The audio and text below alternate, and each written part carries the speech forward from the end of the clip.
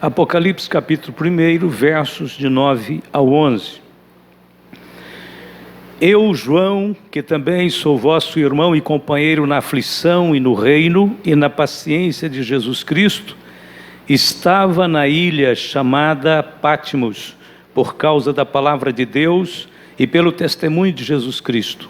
Eu fui arrebatado em espírito no dia do Senhor e ouvi detrás de mim uma grande voz como de trombeta que dizia: o que vês, escreve-o num livro e envia-o às 7 igrejas que estão na Ásia, a Éfeso e a Esmirna e a Pérgamo e a Tiatira e a Sardes e a Filadélfia e a Laodiceia. Até aqui, vamos orar ao Senhor. Querido Deus e Pai, no santo nome de Jesus, intercedemos, clamamos por este momento de ensino, de estudo e de pregação da palavra. Abre nosso coração, unge nossos olhos espirituais para contemplar as grandezas, as maravilhas da sua revelação. Abençoe a todos neste lugar e todos que vão ouvir esta palavra em algum lugar, que o Espírito de Deus esteja presente. Em nome de Jesus. Amém? Podeis sentar.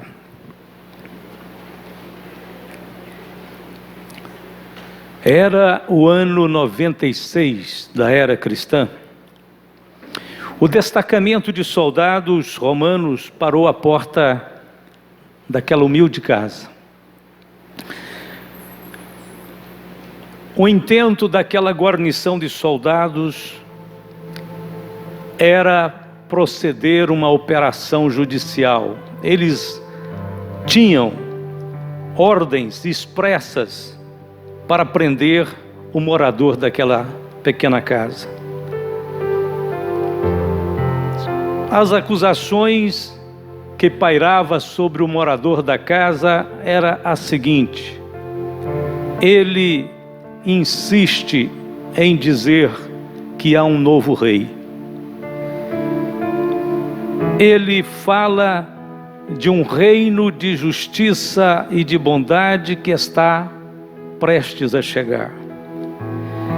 E para agravar mais a situação daquele cidadão, diziam: ele convida a todos para colocarem a sua fé e confiança na mensagem do grande rei que está para vir. O morador daquela casa tem quase 100 anos. É o último apóstolo vivo. Seu nome é João. Provavelmente este foi o dia mais triste da vida do apóstolo do amor. Ele já havia escrito o evangelho que leva o seu nome, as 3 cartas gerais que tanto tem edificado a igreja. Ele era o discípulo a quem Jesus amava. A Bíblia diz que ele tinha a amizade pura e estreita com Jesus, ao ponto de carinhosamente reclinar a sua cabeça sobre o peito de Jesus. Muito parecido com uma criança que busca o aconchego do seu próprio pai. Este foi o dia mais triste da vida de João, porque a partir daquele momento ele se tornaria um prisioneiro do poderoso Império Romano, na mesma categoria dos homicidas, dos ladrões, dos malfeitores. Da sua casa, que estava em Éfeso, ele foi levado para a ilha de Patmos, uma ilha-prisão que naquele tempo servia para confinar os mais perigosos criminosos do Império Romano, principalmente os presos políticos. João era considerado um preso político porque ele anunciava um novo rei, um novo reino. Isso perturbava o imperador romano, os governadores e toda a cúpula do Império Romano. Mas João estava certo. A ilha de Patmos então era um lugar totalmente inóspito, seco, cheio de pedras, aonde, para manter os presos em atividade, o Império Romano os obrigava a explorar o minério, principalmente de ferro, carvão, que existia na ilha. Era um trabalho muito duro, muito forçado. Ficava a 80 quilômetros da Turquia, fica, né? A 80 quilômetros da Turquia, no Mar Egeu. João então sai do convívio da sua família, dos irmãos da igreja, e vai estar confinado neste lugar tão triste, tão solitário. Talvez nós possamos dar algum simbolismo para a ilha de Patmos.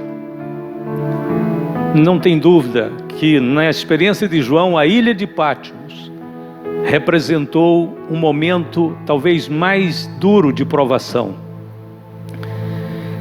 Talvez alguém esteja passando por uma ilha de Patmos. Talvez alguém aqui nesta noite esteja sentindo esse confinamento espiritual da solidão, do desprezo, da incompreensão, da discriminação. Não sei, Deus sabe, Ele provê mensagens que podem ajudar o seu povo. Muito provavelmente, depois de ouvir os cânticos que foram cantados hoje, constatei que eles estavam na mesma linha do pensamento da mensagem que Deus me deu. E todos falavam de vencer a provação, perseverar, viver a vida da fé, louvar a Deus em momentos difíceis. Eu não sei, acredito que talvez alguém esteja precisando urgentemente dessa palavra. Há uma ilha de Patmos na sua experiência? Sente sozinho? Sente que está sendo provado? Talvez alguém pergunte: por que nos sobrevêm provações? Por que aquela provação tão árdua, tão dura chegou até João, o apóstolo a quem Jesus amava? Não tinha ninguém mais doce, mais fiel do que João na terra. Não tinha ninguém mais que amava mais a Deus do que ele. Por que as provações nos sobrevêm? Irmãos, se você fizer essa pergunta para mim, eu vou ter que ser honesto e dizer para você: não sei. Na realidade, não sabemos, ninguém sabe a razão de certas provações. Se pudéssemos explicar a razão de uma provação, ela deixaria de ser provação. Porque o ponto mais forte, a interrogação mais evidente no momento da provação é exatamente o porquê. Se eu estou na igreja, por que, Senhor? Se eu tenho tentado ser fiel, por que, Senhor, me sobrevém isso? Exatamente nesse momento em que eu faço os propósitos mais sublimes do meu coração e desejo dedicar-me mais a Ti. Por que, Senhor? O apóstolo Pedro chegou perto de explicar quando ele disse: estais guardados na virtude de Deus para a salvação já prestes para se revelar no último tempo, em que vós grandemente vos alegrais, ainda que agora importa, sendo necessário que estejais por um pouco contristados com várias provações, para que a prova da vossa fé é muito mais preciosa do que o ouro que perece e é provado pelo fogo, se ache em louvor e honra e glória na revelação de Jesus Cristo. Primeira carta de Pedro, capítulo 1. Chegou perto, mas nós não damos por satisfeito, porque Pedro está falando mais da consequência, do resultado, do que de fato da origem da provação, do porquê real da provação.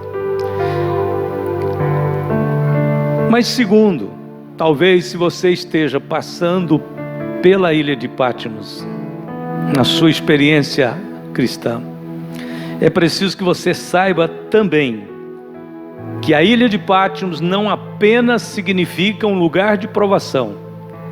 A ilha de Patmos também significa o lugar da revelação. João disse, sendo um prisioneiro na ilha de Patmos, estando confinado ali por conta da palavra de Deus, eu, João,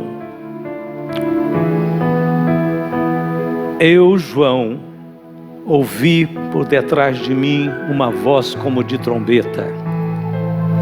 Eu fui arrebatado em espírito no dia do Senhor. Eu escutei a voz como de trombeta. Eu vi o trono de Deus. Eu contemplei a glória do Deus único e verdadeiro.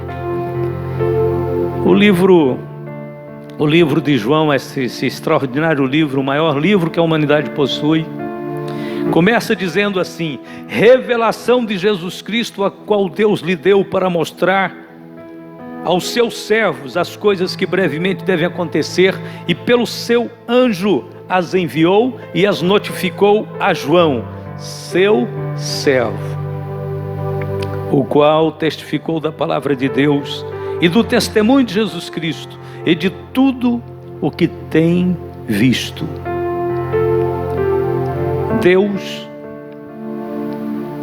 Deus pode converter o dia mais escuro, mais tenebroso da sua vida em um dia radiante e glorioso da sua glória e da sua presença.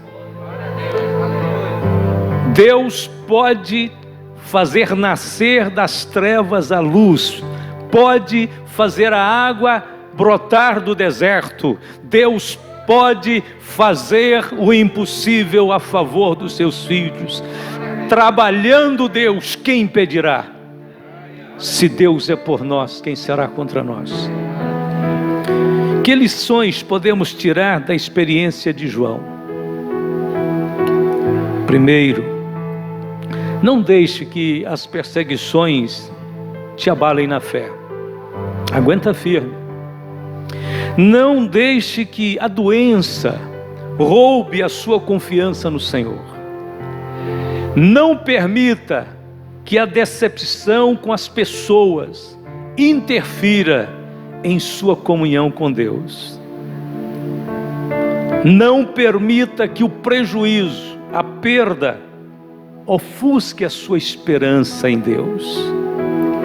Não deixe que o envelhecimento e as suas limitações impeçam que você se alegre todos os dias no Senhor. Acredite, Deus é suficientemente sábio para levar avante o seu grande projeto de transformar sua vida completamente, segundo a imagem de seu Filho, Jesus Cristo. Mesmo que você não consiga compreender aquele momento, aquela situação, saiba, os caminhos de Deus são retos, puros e perfeitos. Acredite que seu Pai Celestial sabe aonde quer te levar. Ele tem os seus caminhos. A Bíblia diz que Ele faz seu caminho até na tormenta.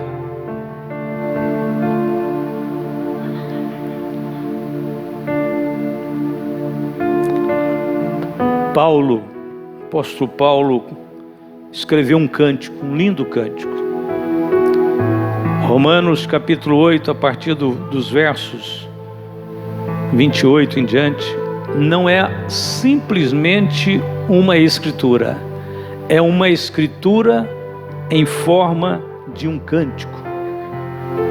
Talvez um dos maiores cânticos que a igreja possua é este, escrito por Paulo no capítulo 8. Ele começa assim, eu vou começar no verso 28. E sabemos que todas as coisas contribuem juntamente para o bem daqueles que amam a Deus, daqueles que são chamados por seu decreto. Alguém diz o seguinte, alguém te pergunta a mim, diz: por que você é crente? Eu vejo você passando grandes necessidades. Por que você procura ser fiel e de repente eu vejo que a vida não é tão fácil para você, mesmo que você tem colocado a sua fé em Deus? E algumas pessoas muito ousadas, no sentido ruim, chegam a dizer: desiste da sua fé. Satanás também aponta o seu dedo e diz: abandone seu Deus. Nesta hora, se alguém chegar a você e disser isso, acho que primeiramente lembre a esta pessoa de um exemplo do Velho Testamento. Também disseram para Jó a mesma coisa: amaldiçoa o teu Deus e morre. Mas o gigante chamado Jó, que abalou o inferno, que jogou por terra todos os ardis de Satanás, sem saber que era ele que estava por trás de toda a história, porque Jó não conhecia o que estava por detrás da cortina, do véu. Mesmo sem saber, apenas contemplando todas as provações que lhe sobreveio, Jó se levanta das cinzas, da dor, da doença, do desprezo, do abandono, da pobreza, do luto, e diz: mulher, tu falas como uma douca, nu vim para este mundo, nu dele sairei. O Senhor o deu, o Senhor o tomou, bendito seja o nome do Senhor. Bendito seja o nome do Senhor. Essa seria a primeira resposta para uma pessoa que vem e tenta explorar um momento difícil da nossa vida, tentando nos colocar contra Deus. Nós diríamos isto: antes de mim teve alguém que enfrentou a luta, mas com fé em Deus e foi vencedor. Eu vou ser também. Deus escreveu, Deus deixou isso registrado para que eu saiba que esta noite vai passar, esta tempestade vai cessar, o Senhor está no barco, Ele vai se levantar na hora certa, Ele vai mandar tudo a sossegar, tudo acalmar, e eu estarei ali, naquele dia, naquela hora, com a minha cabeça erguida, porque eu não o neguei, porque eu não revoltei, porque eu não o abandonei, mas porque eu fiquei com Ele, eu vou também reinar com Ele. A segunda resposta que talvez teríamos que dar para aqueles que tentam nos confundir é baseado no trecho de Paulo onde eu acabei de ler. Alguém diria: por que você não abandona esta fé e vai viver como qualquer pessoa comum? Eu diria, e você também pode dizer: eu não posso fazer isto porque eu fui chamado por um decreto. Deus decretou que eu sou dele, que eu pertenço a ele, que eu não vou de maneira nenhuma afastar dele. Aqueles que Deus chama, Ele chama por um decreto. Eu não tenho alternativa. Eu fui predestinado, escolhido para andar com Deus, viver com Deus, herdar a vida eterna, habitar no céu de glória, e ninguém vai me afastar deste plano eterno. Sabemos que todas as coisas contribuem justamente para o bem daqueles que amam a Deus, daqueles que são chamados por seu decreto. E aí continua o cântico de Paulo: porque os que dantes conheceu, também os predestinou.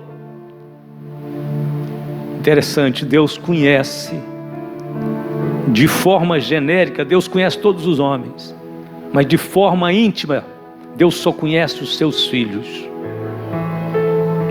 Deus só conhece aqueles que o amam, Deus só conhece aqueles que têm amor a Ele.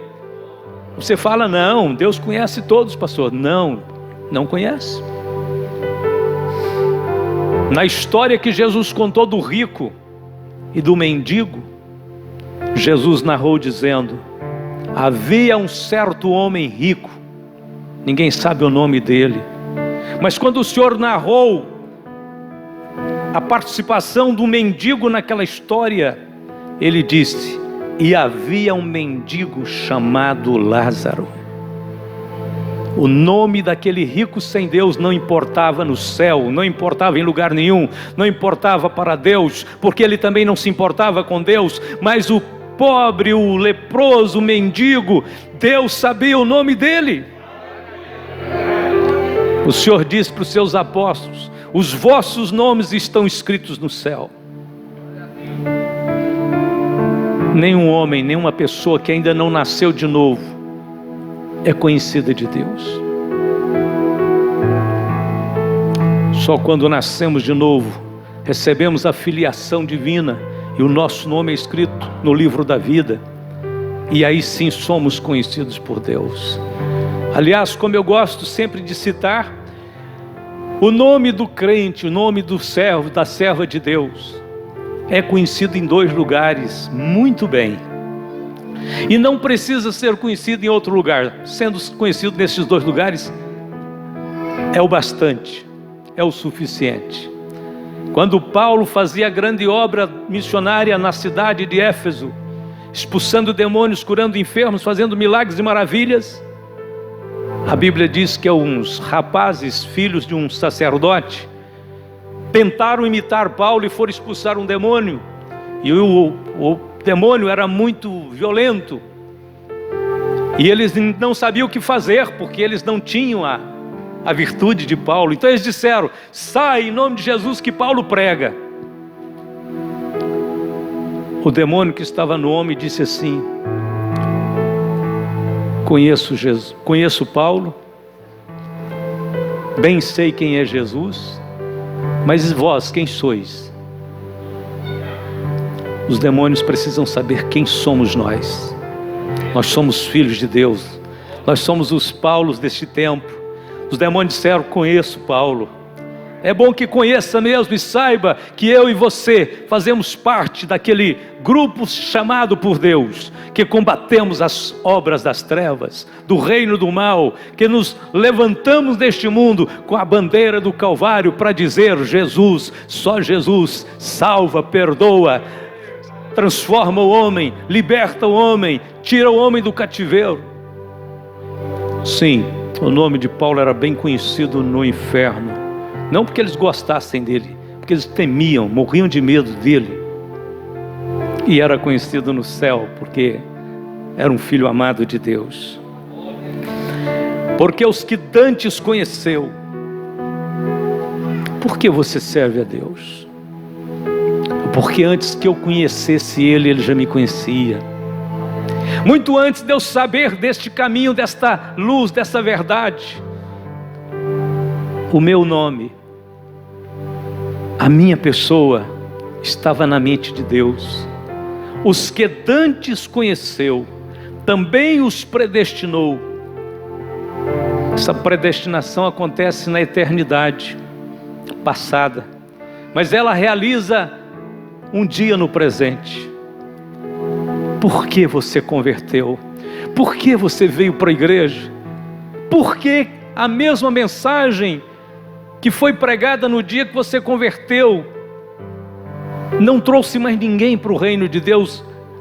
Você era uma pessoa entre muitas dentro do templo, mas ninguém entendeu nada, ninguém sentiu nada. No entanto, você se derreteu, quebrantou e se derramou sobre o altar do Senhor, e está aqui até hoje. Porque aquele amigo que você trouxe com você nunca mais voltou? Porque seus familiares nunca quiseram abrir a Bíblia para ler, para conhecer a sua igreja? Sabe por quê? Porque Deus nos predestinou, Deus nos escolheu, Deus nos colocou na linha da sua chamada, do seu plano eterno. Ninguém aqui procurou Deus, mas Deus nos procurou, nos achou. Salmos 100 diz: não foi Ele, não nós, que nos fez povo seu e ovelhas do seu pasto. Os que dantes conheceu, também os predestinou para serem conformes à imagem de seu Filho, a fim de que ele seja o primogênito entre muitos irmãos. Aonde Jesus está nessa história? No centro. Ele é o primeiro da nova criação. Não é possível ninguém fazer parte dos projetos eternos de Deus sem estar olhando para Cristo, sem ter Jesus no centro. Ele é o primogênito, o primeiro, Ele é o modelo. Nós olhamos para Ele, nós inspiramos nele, Ele nos salvou, Ele nos renova, Ele nos fortalece. Ele é o modelo. E aos que predestinou, a esses também chamou. Então a chamada vem depois da escolha. Deus escolhe primeiro e depois chama. E aos que chamou, a estes também justificou. E aos que justificou, a esses também glorificou. E aí começa o cerne mesmo do cântico, é aqui. Que diremos, pois, a estas coisas? Se Deus é por nós, quem será contra nós? Você precisa de mais alguma coisa para estar seguro de que sua fé em Deus é a garantia de te tornar, de te fazer vencedor em frente, diante de qualquer luta e provação? Não precisa ter dúvida. Não precise ter dúvida, acredite. Deus é suficientemente sábio para levar avante o plano que Ele tem em sua vida. Segundo, aceite os métodos de Deus. Aceite os métodos de Deus. Imagine a cruz. A cruz parecia um grande fracasso, mas não era. Ninguém podia acreditar, entender, discernir que daquele madeiro sangrento, daquele Salvador machucado, destruído, massacrado, podia sair salvação e vida eterna. Aquilo era o fim de uma história.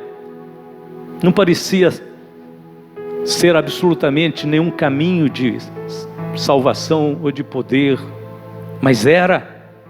Imagine a cruz. A cruz foi a grande vitória de Deus a nosso favor. É preciso entender que depois da vergonha da cruz, o próximo evento será a glória da ressurreição. É só por um pouco de tempo que nós padecemos. É só por um pouco de tempo que parece que nós somos massacrados, nós somos entristecidos e provados. Porque depois da vergonha da cruz, prepare-se para a glória da ressurreição. O terceiro dia chega.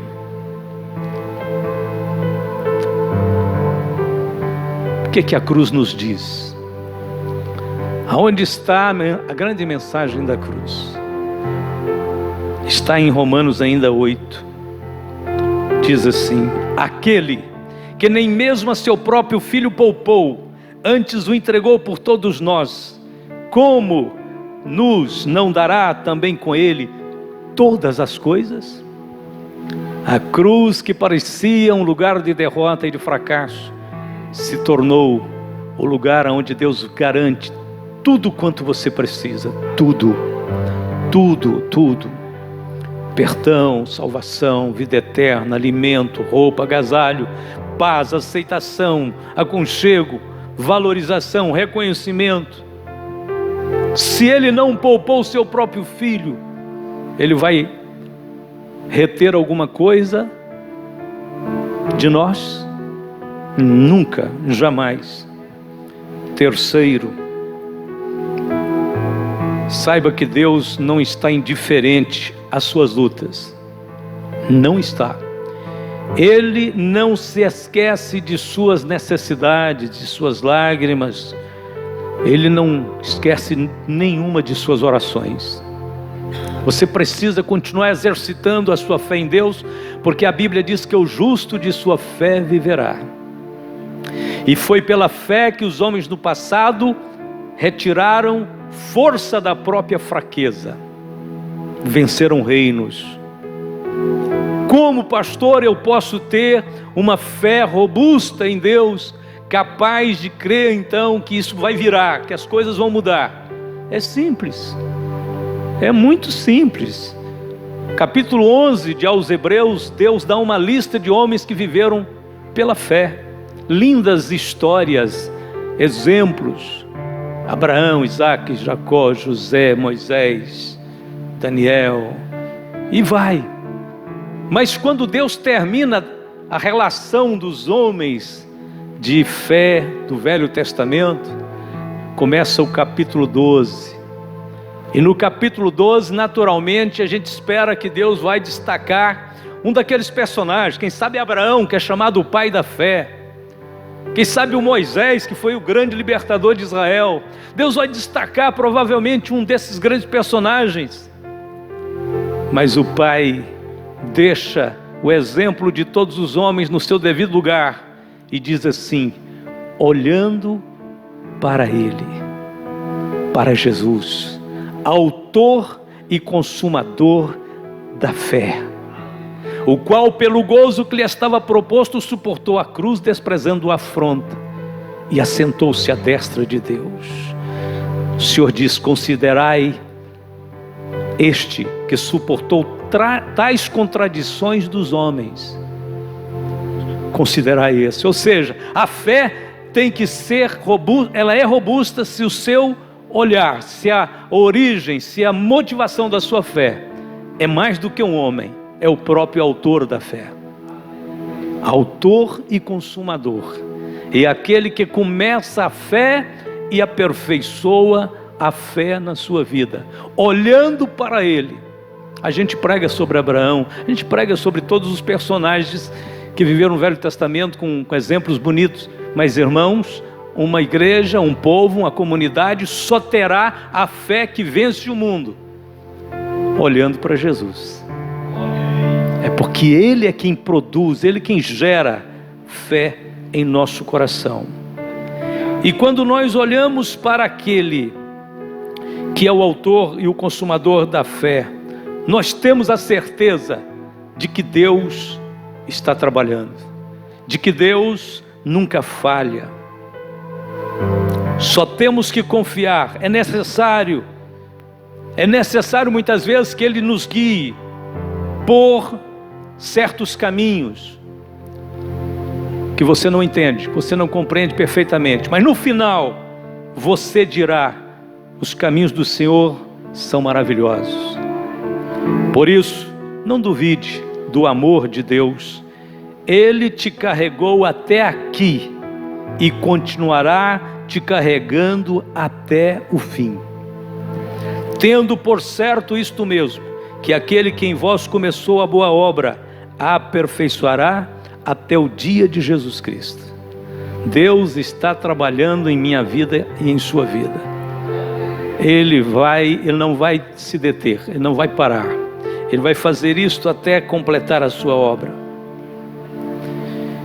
João teve a maior de todas as revelações no dia mais sombrio da sua vida. Ele viu a glória dos redimidos.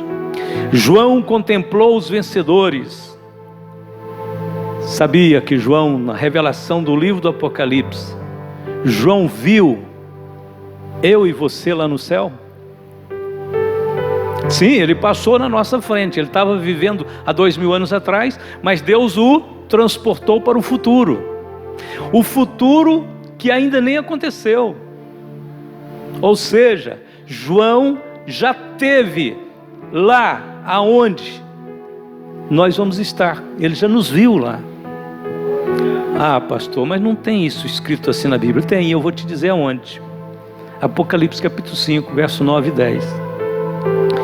João, levado então pelo Espírito, depois de ser chamado por aquela voz como de trombeta, de ver o céu aberto, de ser arrebatado em espírito, de entrar no céu, de ver a igreja organizada no céu, a administração dos selos, dos juízos de Deus, o trabalho da redenção, comandado por Jesus Cristo e executado pelos santos. A Bíblia diz que no meio exatamente daquele momento em que o Senhor Jesus vai começar a abrir os selos, já tem o livro na mão, tomou de Deus Pai, assumiu o controle agora para executar a redenção plena da terra. Então naquele momento tem um dos maiores cultos que já aconteceram em todo o universo. No verso de número 9 diz: e cantava um novo cântico dizendo: digno és de tomar o livro e de abrir os seus selos, porque foste morto e com teu sangue compraste para Deus homens de toda a tribo e língua e povo e nação, e para o nosso Deus os fizeste reis e sacerdotes, e eles reinarão sobre a terra. Aonde estava você e eu neste lugar? Olha, estávamos entre esta multidão, vindo de toda a tribo, língua, povo, nação. Nós estávamos lá naquele dia. João nos viu ali. Nós ainda não chegamos lá, mas vamos chegar, porque fazemos parte daqueles que foram redimidos pelo Senhor. Fomos comprados pelo sangue de Jesus para sermos feitos reis e sacerdotes, e para reinar com Jesus. Então nós estávamos naquela grande multidão que João viu e que ainda vai se cumprir. A ilha de Patmos vai se transformar o lugar da revelação de Deus.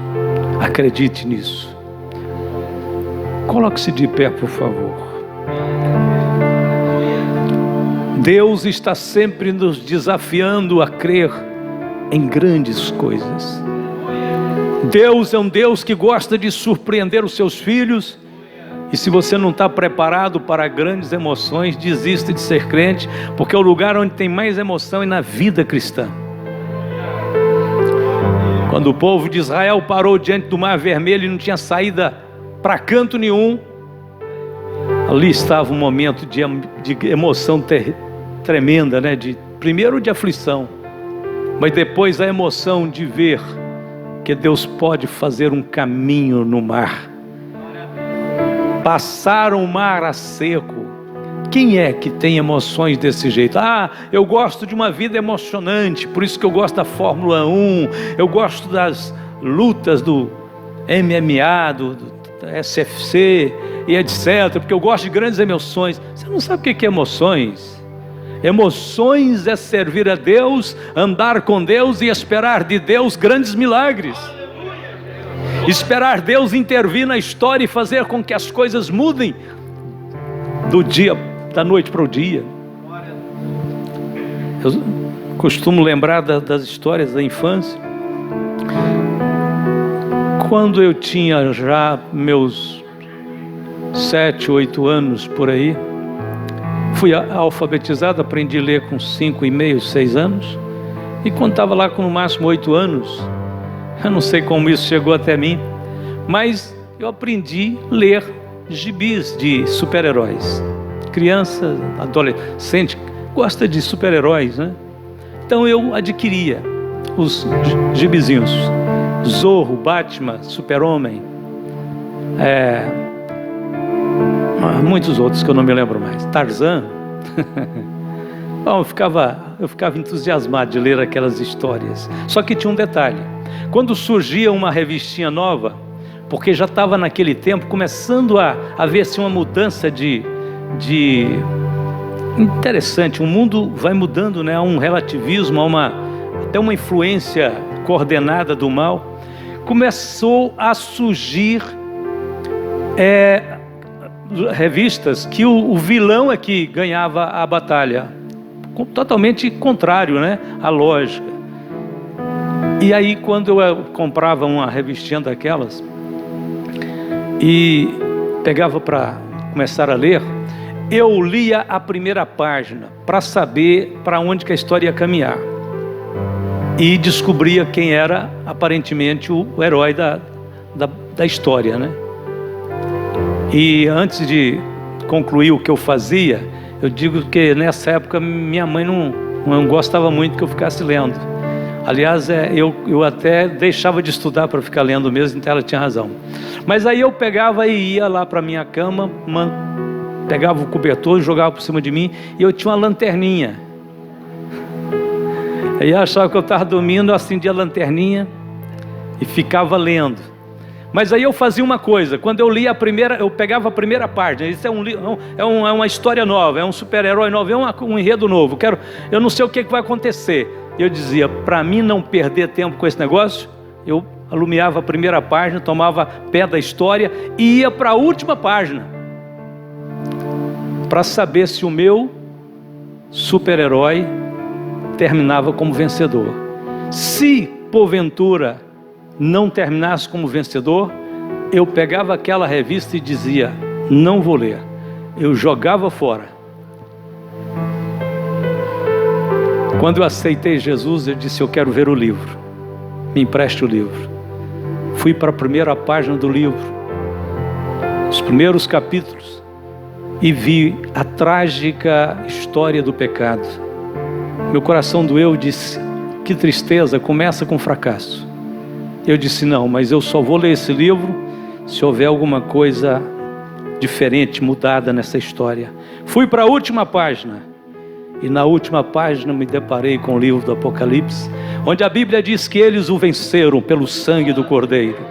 Fui para o último capítulo, onde Jesus está montado num cavalo branco, com exércitos celestiais, fazendo Satanás cair por terra, os demônios retirarem, o seu povo sair vitorioso. Eu disse: este é o livro que eu quero.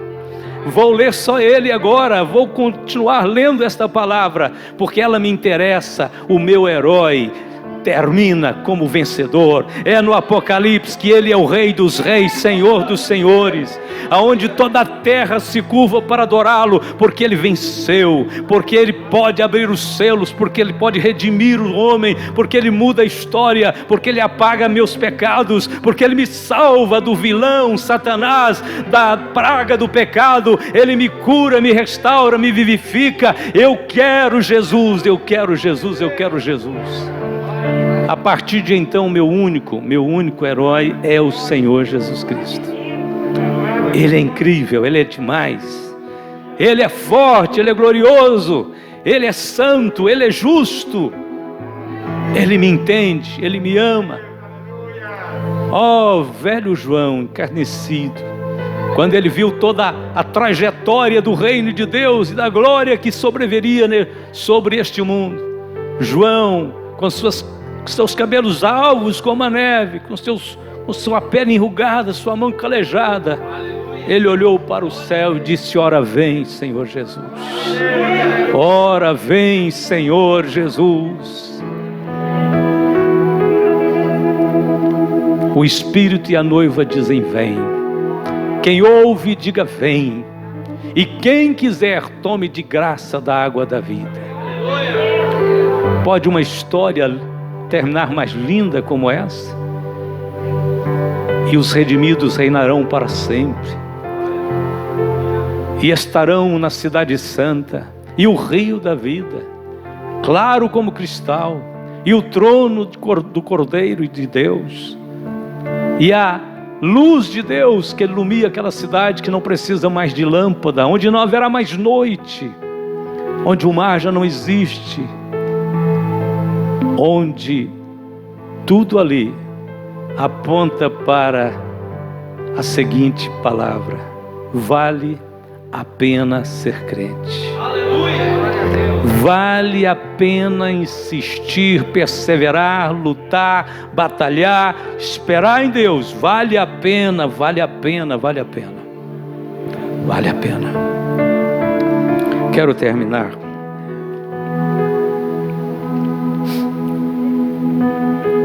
João saiu daquela prisão, daquela ilha. A Bíblia não trata dessa narrativa, mas a história, a tradição assegura que ele saiu dali, obteve a liberdade, trouxe o livro do Apocalipse para nós, para a igreja. Ele teria que ter saído mesmo, senão o livro não estaria conhecido hoje. Retornou para a cidade de Éfeso e terminou os seus dias pastoreando alegremente aquele rebanho de Deus. Hoje, João, que deve ter contemplado ele mesmo na revelação dele, né? Está plenamente satisfeito na presença de Deus. Aliás, não só João, mas está plenamente satisfeito na presença de Deus. José, que foi terrivelmente perseguido, Daniel, Abraão, está na presença de Deus. Jó, todos esses estão hoje entendendo, sabendo claramente todos os porquês.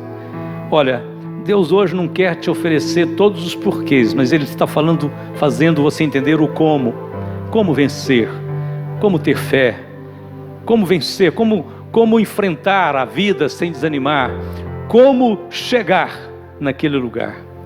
Isso é bom saber, faz bem para o seu coração, sua alma. Então nós vamos orar e agradecer a Deus. Agora, aproveitamos o momento, porque se alguém precisar de uma oração individual, pessoal, não é nem pensando que alguém aqui esteja fora da igreja, distante, mas enfim, alguém cujo coração está mais faminto do que tudo por Deus e gostaria de ter essa oração, pode vir à frente nesse momento, só não demore muito, porque nós já estaremos orando nesse momento por todos, louvando o nome daquele que vive e reina para sempre, aquele que segura em nossas mãos, aquele que nos faz triunfar, aquele que abre caminhos retos e planos para os seus pés, seguir adiante sem dúvidas, sem temores, sem medo, sem receio. O Senhor irá contigo até o fim. Aleluia! Aleluia! Hoje nós lemos aqui o Salmo 46. O Senhor é nosso refúgio, nossa fortaleza, nosso socorro bem presente na angústia. Pelo que não temerei, ainda que os montes se transportem para o meio dos mares. Há um rio cuja corrente se alegram a cidade de Deus, as moradas do Altíssimo. Deus está no meio dela, não será abalada. Deus ajudará ao romper da manhã. Mas as nações se embraveceram, os reinos se moveram. Mas ele levantou a sua voz e a terra derreteu. O Senhor dos exércitos está conosco. O Deus de Jacó é o nosso refúgio. Diga comigo: o Senhor dos exércitos está conosco. O Deus de Jacó é o nosso refúgio. Feche os seus olhos, creia, veja pelos olhos da fé a glória que está prestes a ser revelada. Pai Celestial, nós oramos intercedendo por todos os teus filhos, servos e servas, este povo, Senhor, que tu escolhestes, nomeastes, predestinastes para servir-te, para te amar, para estar com o Senhor todos os dias do seu viver. Abençoe, Senhor, sela o coração, a vida, a mente deste irmão, dessa irmã, com a blindagem do Espírito Santo, que esta fé cresça, que esta confiança, Senhor, sobreponha a todas as batalhas e provações da vida, e que este irmão, essa irmã, comece a desfrutar, a viver e a proclamar a vitória de Cristo sobre todas as coisas, em cada situação. Senhor, tu podes estar operando grandemente a favor da sua igreja. Abençoe, Senhor, consolida, Senhor, torna, Senhor, evidente o poder e a virtude da tua presença na vida de cada irmão. Nós oramos entregando em tuas mãos tudo que somos, temos, possuímos, porque tudo pertence a ti. Nós somos do Senhor e o Senhor é tudo em nós. Obrigado, Jesus, te louvamos. Vamos aplaudi-lo com bastante amor, com bastante carinho. Deus te abençoe. Voltemos cantando.